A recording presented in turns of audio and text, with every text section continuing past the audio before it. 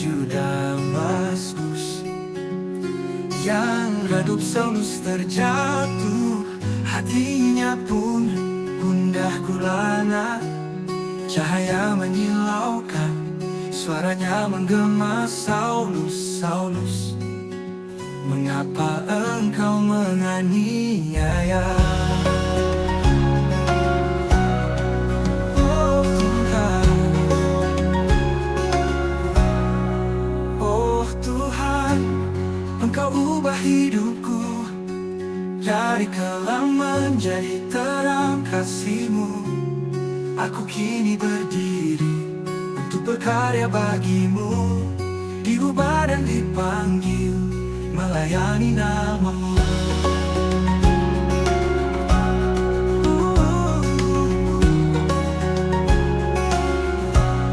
Butakan mata, tunjukkan jalan kebenaran.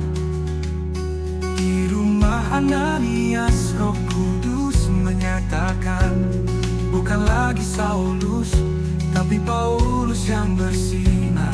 Hidup baru dalam naungan kasih yang besar. Oh Tuhan, engkau ubah hidupku dari kelam menjadi terang kasih-Mu. Aku kini berdiri untuk berkarya bagi-Mu, diubah dan dipanggil melayani nama-Mu.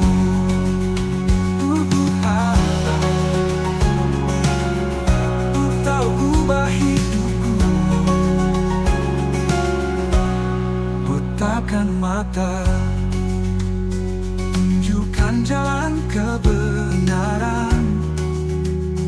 Di rumah Ananias, Roh Kudus menyatakan, bukan lagi Saulus, tapi Paulus yang bersinar.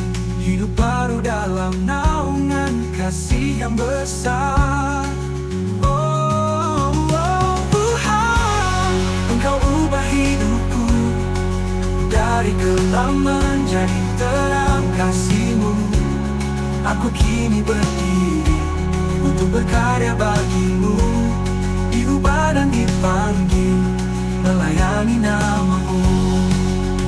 Aku yang dulu hilang kini ditemukan, mata terbuka, hati pun berubah. Setiap langkah aku setia di jalan, dalam karya ku memuliakan nama-Nya. Oh Tuhan, engkau ubah hidupku dari kelam menjadi terang kasih-Mu. Aku kini berdiri untuk berkarya bagi-Mu, diubah dan dipanggil melayani nama-Mu. Haleluya, ku tinggikan nama-Mu. Hidupku kini milik-Mu untuk selama-lamanya, diubah dan dipanggil berkarya bagi-Mu, hidup dalam kasih-Mu, Tuhan yang setia.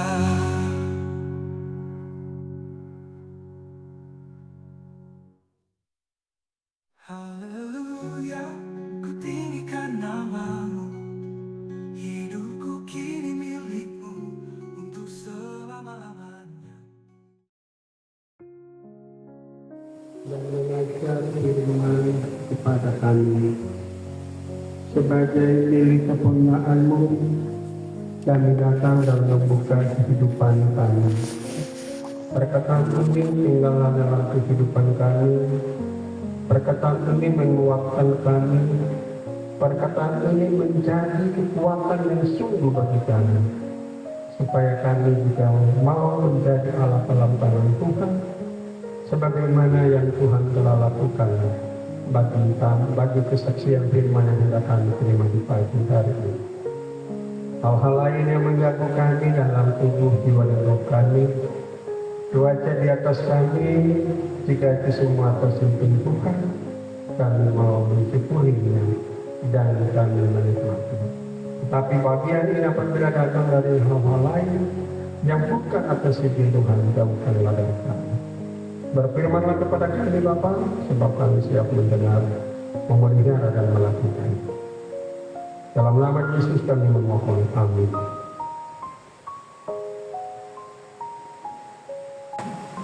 Saulus bertobat. Sementara itu berkobar-kobar hati Saulus untuk mengancam dan membunuh murid-murid Tuhan. Ia menghadap imam besar dan meminta surat kuasa daripadanya untuk dibawa kepada majelis-majelis Yahudi di Damsyik, supaya jika ia menemukan laki-laki atau perempuan yang mengikuti jalan Tuhan, ia menangkap mereka dan membawa mereka ke Yerusalem. Dalam perjalanannya ke Damsyik, ketika ia sudah dekat kota itu, tiba-tiba cahaya memancar dari langit mengelilingi dia. Ia rebah ke tanah dan kedengaranlah olehnya suatu suara yang berkata kepadanya, Saulus, Saulus, mengapakah engkau menganiaya aku? Jawab Saulus, siapakah engkau Tuhan? Katanya, akulah Yesus yang kau aniaya itu. Tetapi bangunlah dan pergilah ke dalam kota. Di sana akan dikatakan kepadamu apa yang harus kau perbuat. Maka terbangun-bangunlah teman-temannya seperjalanan. Karena mereka memang mendengar suara itu, tetapi tidak melihat seorang juga pun. Saulus bangun dan berdiri, lalu membuka matanya, tetapi ia tidak dapat melihat apa-apa. Mereka harus menunggu dia masuk ke Damsyik. 3 hari lamanya dia tidak dapat melihat, dan 3 hari lamanya dia tidak dapat makan dan minum. Di Damsyik ada seorang murid Tuhan bernama Ananias. Firman Tuhan kepadanya dalam suatu penglihatan, Ananias, jawabnya, ini aku Tuhan. Firman Tuhan, mari, pergilah ke jalan yang bernama Jalan Lurus, dan carilah di rumah Yudas seorang dari Tarsus yang bernama Saulus. Ia sekarang berdoa. Dan dalam suatu penglihatan ia melihat bahwa seorang yang bernama Ananias masuk ke dalam dan menumpangkan tangannya di atasnya, supaya ia dapat melihat lagi. Jawab Ananias, Tuhan, dari banyak orang telah kudengar tentang orang itu, betapa banyaknya kejahatan yang dilakukannya terhadap orang-orang kudusmu di Yerusalem. Dan ia datang kemari dengan kuasa penuh dari imam-imam kepala untuk menangkap semua orang yang memanggil namamu. Tetapi firman Tuhan kepadanya, pergilah. Sebab orang ini adalah alat pilihan bagiku untuk memberitakan namaku kepada bangsa-bangsa lain, serta raja-raja dan orang-orang Israel. Aku sendiri akan menunjukkan kepadanya betapa banyak penderitaan yang harus dia tanggung oleh karena namaku. Lalu pergilah Ananias ke situ dan masuk ke rumah itu.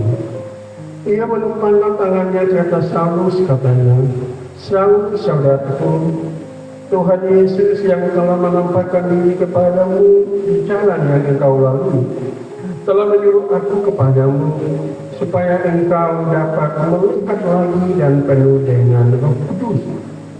Dan seketika itu juga seolah-olah selaput gugur dari matanya, sehingga ia dapat melihat lagi. Ia bangun lalu dibaptis, dan setelah ia makan, pulihlah kekuatannya. Sampai di sinilah pembacaan firman Tuhan yang dikatakan berbahagia ialah kita semua yang mendengarkan firman Tuhan, memelihara dan melakukannya. Haleluya.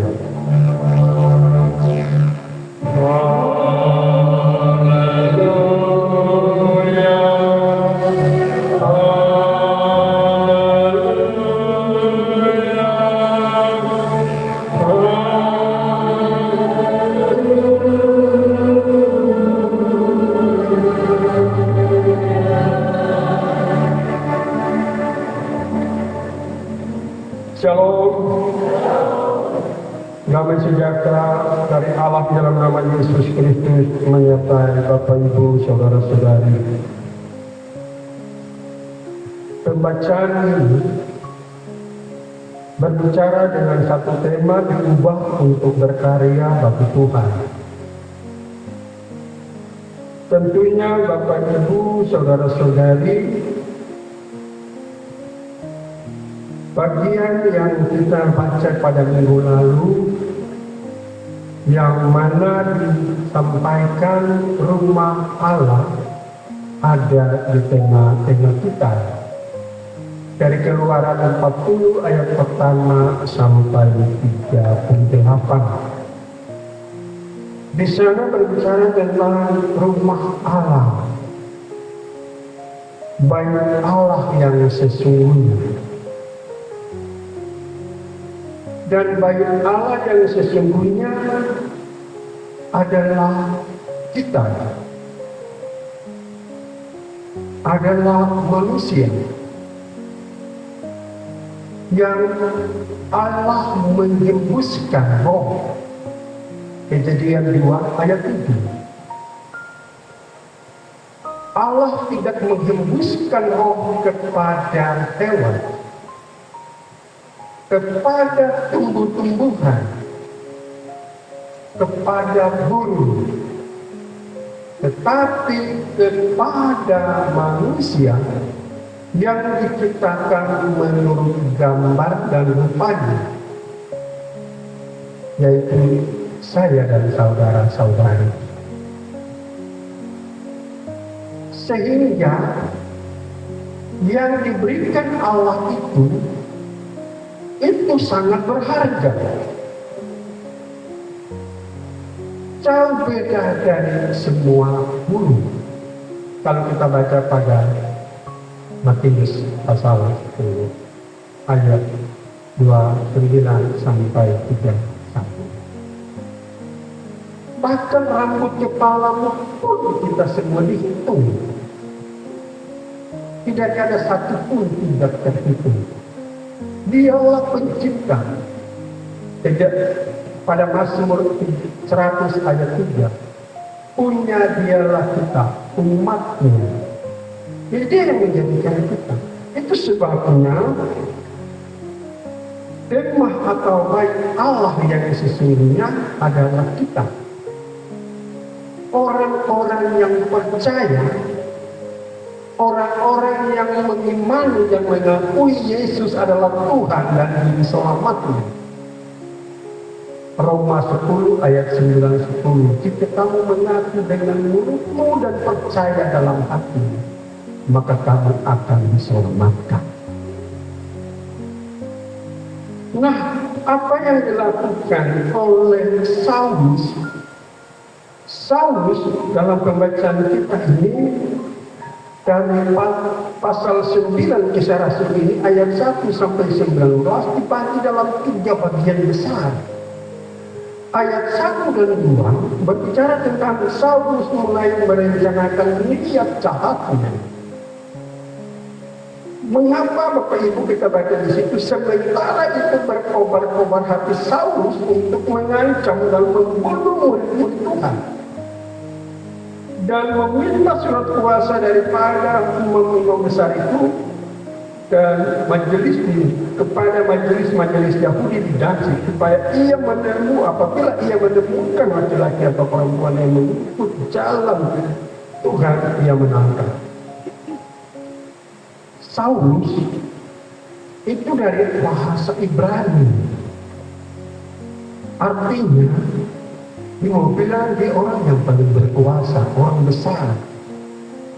Saulus itu artinya orang besar, orang yang punya pengaruh. Jadi dia punya hubungan dengan para imam-imam, para pemimpin Yahudi. Jadi soal menerima surat kuasa, meminta surat kuasa itu gampang. Karena dia orang yang terpandang, orang yang terhormati.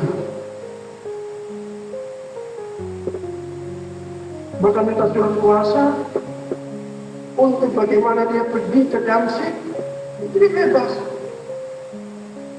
Nah, persekutuan yang dikasihi Tuhan dan hal yang dijumpai dan dilakukan olehnya adalah sesuatu yang menurut pandangan Saulus, yang artinya orang terpandang, orang besar, itu sangat luar biasa. Diawali dari ketika Stefanus dibunuh. Kita baca di Kisah Rasul pasal 8. Bagaimana Stefanus dibunuh. Lalu dia bangga, Saulus dimulai luar biasa, saya bisa bikin itu. Nah, Bapak Ibu, saudara-saudari, kita semua dari ayat 1 dan 2 berbicara tentang bagaimana Saulus berniat untuk melakukan itu. Tetapi dalam niatnya yang besar, Saulus ini juga adalah orang yang terpandang punya pendidikan yang baik. Dia adalah anak murid dari Gamaliel, tokoh hukum Taurat Yahudi yang luar biasa. Jadi Saulus itu luar biasa, lengkap tidak mungkin. Mama bapak orang Yahudi, dia punya nama pengaruh, dan dia juga adalah murid dari Gamaliel.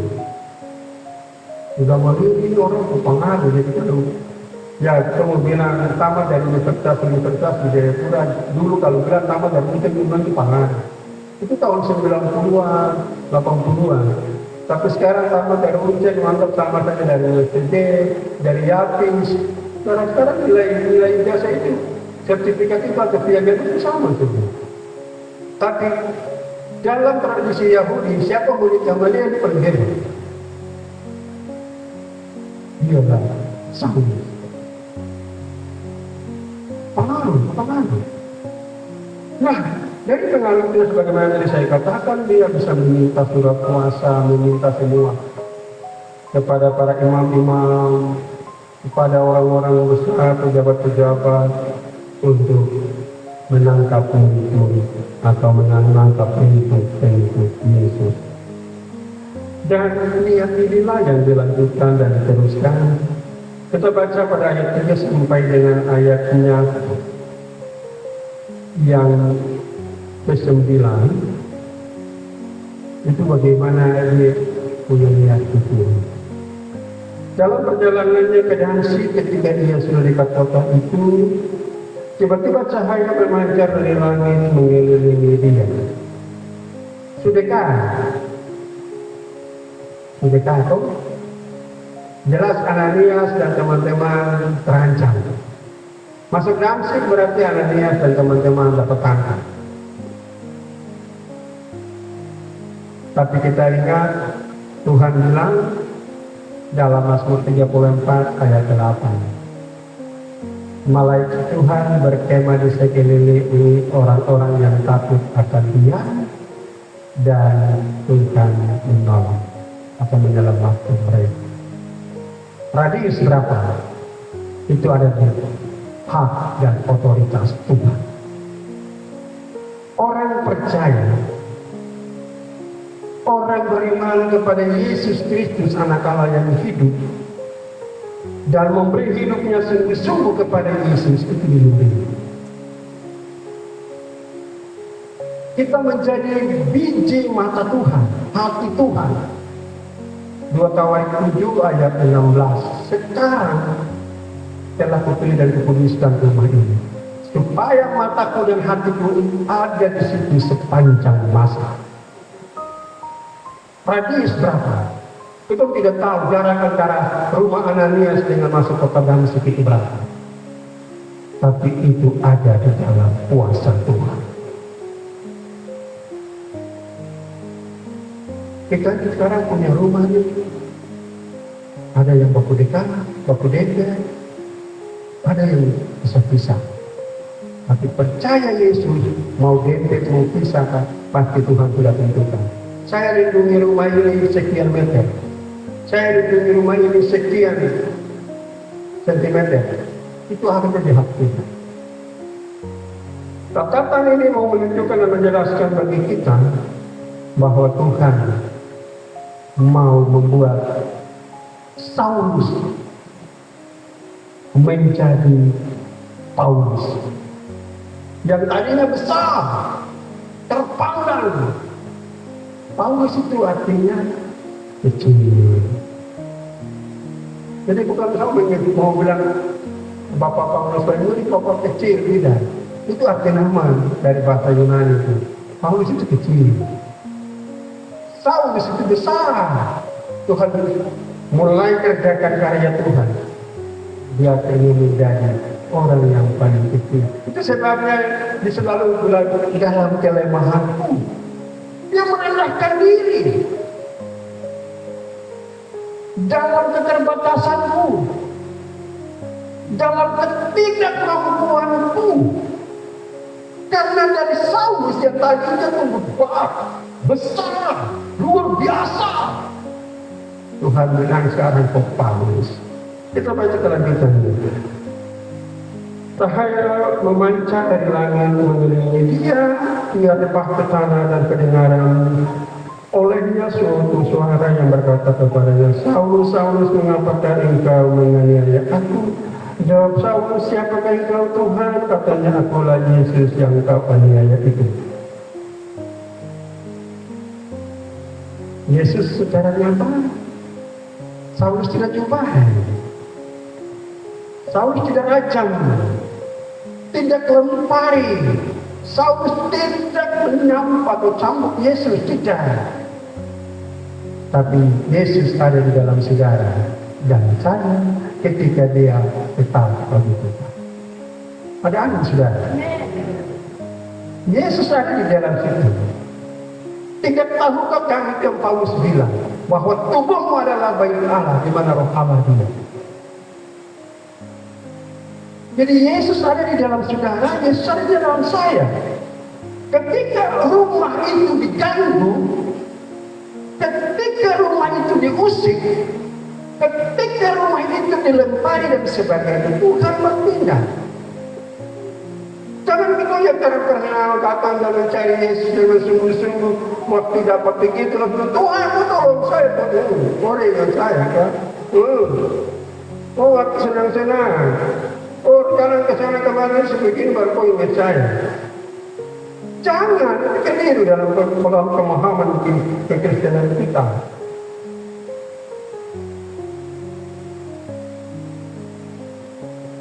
Saulus, Saulus, mengapa engkau menganiaya aku? Wah, luar biasa itu.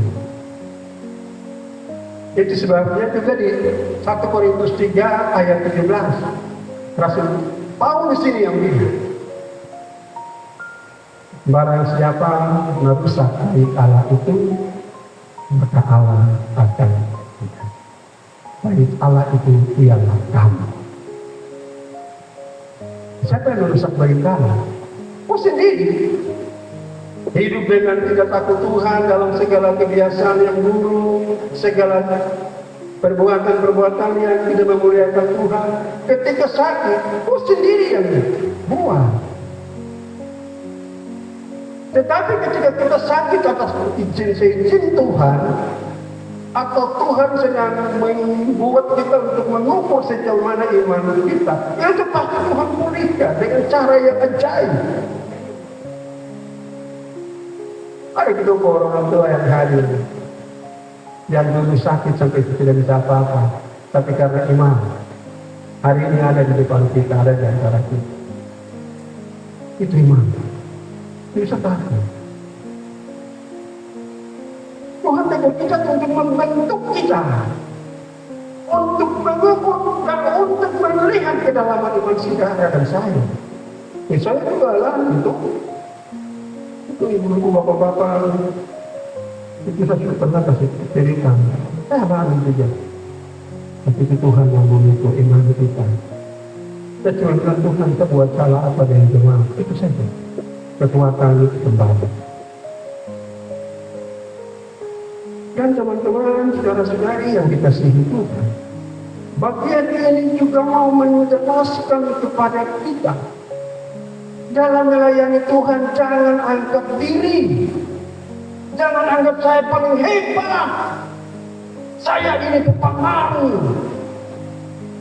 Tuhan mengerjakan kau. Saulus Ketika sinar kemuliaan Allah di dalam nama Yesus Kristus menyinari dia jatuh tersungkur. Dari yang besar, yang luar biasa itu menjadi orang yang paling kecil, orang yang harus merendahkan diri. Jadi dalam pelayanan jangan pikir saya yang paling hebat, tidak ada tuh. Yang hebat itu Tuhan Yesus. Tuhan sudah bilang, Yohanes 15 ayat 16, kamu yang pilih saya yang pilih kamu toh. Tapi saya mau bilang kamu pergi menghasilkan buah, kamu kerja, kamu layani, kamu jadi alat kesaksian saya, jadi surat-surat saya yang terbuka, yang dilihat oleh semua orang, supaya dari situ kamu juga saya menerima kamu. Karena engkau telah setia dalam perkara yang kecil, terimalah tanggung jawab dalam perkara yang besar, dan akhirnya masuklah dalam kebahagiaan Tuhan. Itu upah. Jadi di dalam pelayanan itu tidak ada yang lebih, tidak ada yang hebat. Kita semua harus merendahkan diri. Tuhan merubah Saulus menjadi Paulus, supaya Paulus disadar. Lalu bagian yang ketiga, Bapak Ibu Saudara-saudari, dari ayat 10 sampai dengan 19a. Apa yang dikerjakan Tuhan? Siapa yang dipakai Tuhan? Di sini Ananias bukan seorang rasul, seorang murid Yesus, seorang imam. Ananias adalah hanya warga jemaat biasa. Ananias hanya warga jemaat biasa. Harus kita garis bawahi kalimat ini. Ananias itu warga jemaat biasa. Bahasa Alkitab menyebutnya dia murid Yesus. Karena apa? Dia memegang semua ajaran Yesus. Dia dengar walaupun dia bukan murid secara langsung yang Yesus ajar, tetapi dia memelihara firman Allah itu dengan baik di dalam hidupnya. Maka Yohanes 15 ayat 7 bilang, jikalau kamu tinggal di dalam aku dan firman-Ku tinggal di dalam kamu, minta apa saja, pasti kamu menerima. Ananias bukan seorang yang terpandang dalam pelayanan itu. Dia bukan seperti Filipus yang punya karunia, yang membaptis sida-sida dari Ethiopia. Dia bukan seperti Paulus, Nikanor, atau Petrus, Yohanes, Andreas, Yakobus, Matius. Dia tidak. Tapi kenapa Tuhan menunjuk dia di ayat yang ke-10? Di Damsyik ada seorang murid Tuhan yang bernama Ananias. Firman Tuhan kepadanya dalam suatu penglihatan, Ananias. Jawabnya, ini aku Tuhan. Mari pergilah ke jalan yang bernama jalan lurus dan carilah di rumah Yudas seorang dari Tarsus yang bernama Saulus. Dia sekarang berdoa. Ananias bukan apa-apa. Di dalam hal inilah Bapak Ibu, kita baru belajar tentang banyak anggota tetapi satu tubuh. Banyak karunia tetapi satu roh. Dalam Korintus pasal 1 ayat 12. Dalam Korintus 12 ayat 1 dan seterusnya tentang karunia-karunia dan anggota-anggota tubuh. Ibu bapak saudara-saudara, di bagian terakhir di dalam 1 Korintus pasal 12 itu berbicara tentang maka kita tiap-tiap orang harus minta supaya dapat karunia-karunia itu, dan Paulus siap untuk memberitahukan dan mengajarkannya.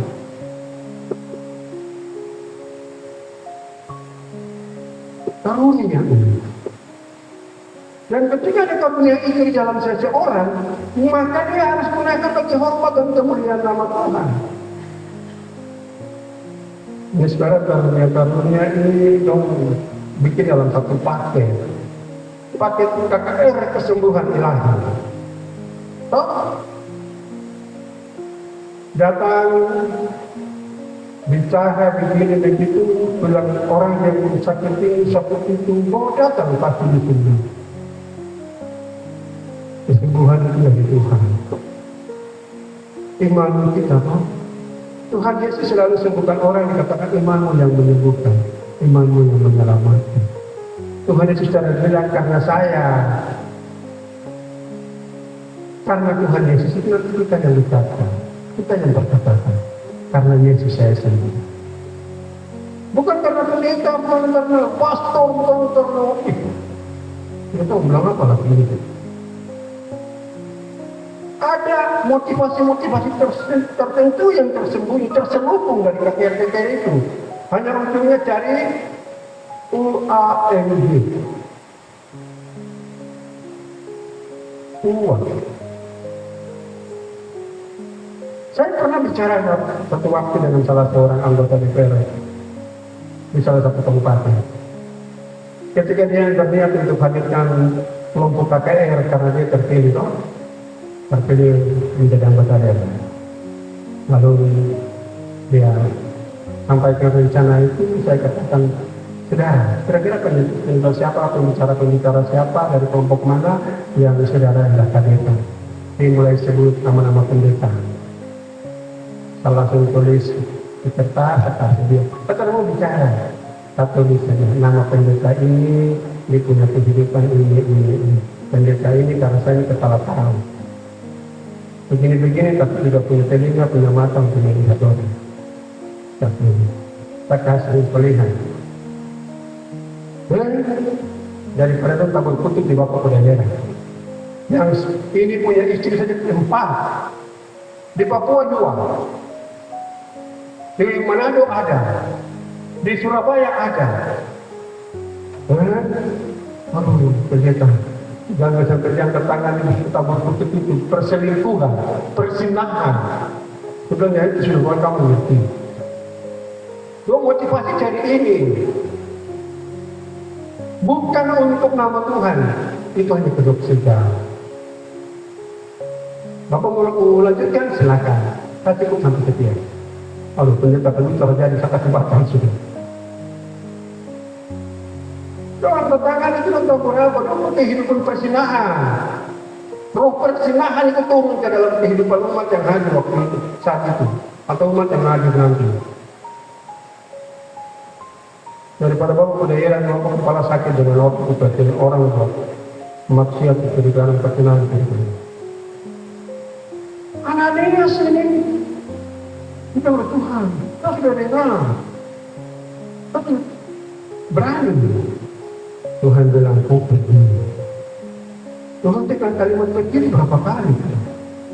Dalam pembacaan kita untuk Ananias ada 2 kali. Di ayatnya yang ke-11, pergilah. Di ayatnya yang ke-15, pergilah. Berarti ini harus. Jangan tahan-tahan, jangan.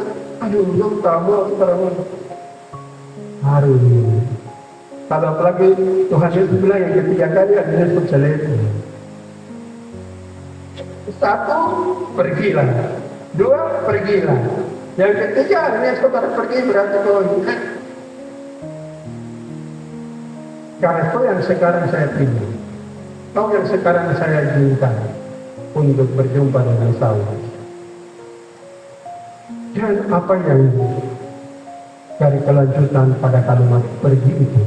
Di ayat yang ke-15 dan ke-16.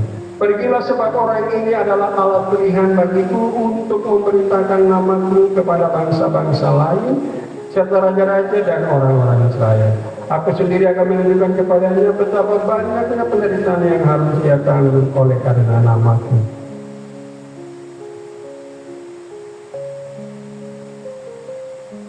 Sudah terbukti.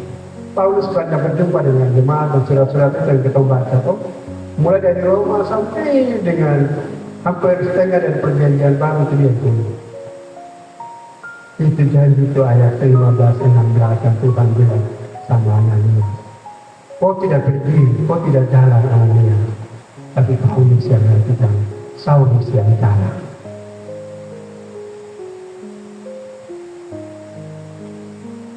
Hari ini Tuhan memberi dan ada di dalam setiap kita karunia-karunia itu. Karunia yang Tuhan berikan bukan kita hanya berdoa orang disembuhkan, kita punya ini, tapi ada yang Tuhan kasih khusus untuk memberi menopang pelayanan. Hari ini kita memberi bagi pelayanan, memberi bagi satu misi pengabaran Injil. Kita tidak sampai di tempat itu, tapi pemberian kita itu ada dalam pekerjaan Injil itu. Kita tidak sampai di tempat itu, tapi pemberian kita menolong mereka yang memberitakan Injil. Ananias tidak seperti Paulus, tetapi tumpangan tangan yang atas seizin Tuhan, Paulus memberitakan Injil sampai ke Eropa. Ananias turut ada di dalam karya itu karena dia tumpangkan tangan atas seizin Tuhan. Ini hal yang harus kita pahami, kita harus mencari alat benar dalam tangan Tuhan, diubah untuk berkarya bagi Tuhan. Sehingga Bapak Ibu Saudara-saudari dari 3 bagian besar ini, hal yang pertama, kita punya bagian-bagian yang dulu kita miliki dari dunia ini, yang kita bilang kita punya kekuatan dari dunia ini. Kalau sudah dalam Tuhan, buang ya. Itu pasti tinggal semua sudah. Jangan yang dipakai pegang-pegang lagi. Dia tidak punya kuasa. Dia tidak menjamin kita untuk hidup yang kekal.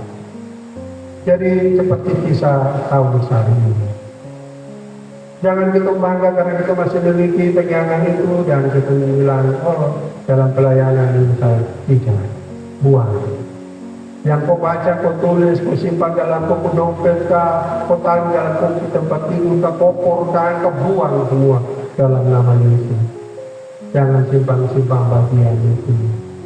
Ini tidak jamin kita untuk masuk surga. Baca baik-baik 1 Korintus 6 ayat 9-10. Baca itu. Orang-orang yang memiliki barang itu tidak punya tempat di surga, di kerajaan Allah. Buang ya. Jangan disimpan, karena berguna. Hal yang kedua, pelayanan ini milik Tuhan. Tidak ada yang hebat di dalam pelayanan. Kita belajar dari Saulus tadi, Tuhan membuat dia Tuhan merubah dia supaya dia menjadi Paulus, menjadi orang yang merendahkan diri. Pelayanan ini tidak berjalan karena orang-orang hebat yang punya begini, tapi orang-orang yang mau merendahkan diri di dalam itu. Petrus tulis begitu dalam 1 Petrus 5 ayat 6. Rendahkanlah diri di dalam hal Tuhan, supaya pada waktunya dia menjadi kita. Rendahkan diri. Soal di sana dan di situ itu haknya.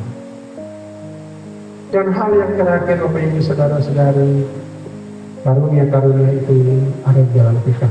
Bukan hanya dalam pendeta, Bapak Ibu Tengah-tua, badan pelayanan usul atau pengurus usul, karunia itu Tuhan berikan pada kita semua. Sehingga tiap orang bertanya, Tuhan yang di saya apa ya? Tuhan yang Tuhan kasih buat saya berapa nih? Ada 3 kah? Ada 2 kah? Ada 1? Jangan betul kubur ya. Nanti kubur itu betul karena ada apa-apa. Itu simpan dulu karena dapat apa-apa. Kalau Tuhan kasih 2, yang gunakan 2 itu supaya bisa menghasilkan 4 kah, 6 kah, begitu toh.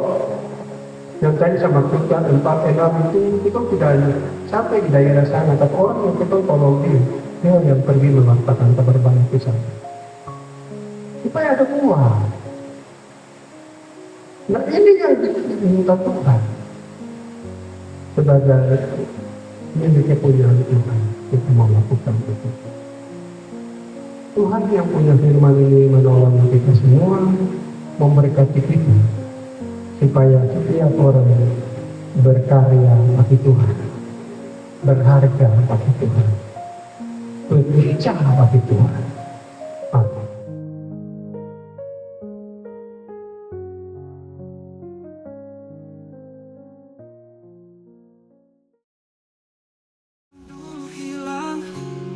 kini ditemukan.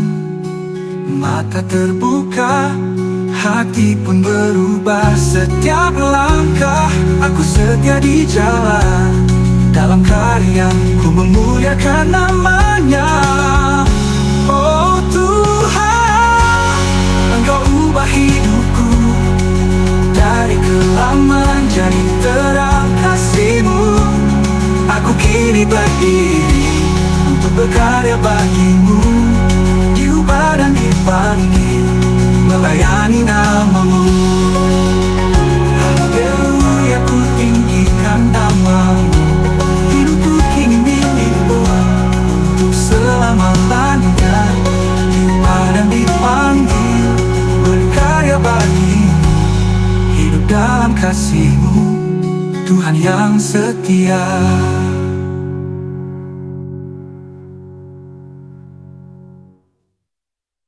Haleluya, ku tinggikan nama-Mu.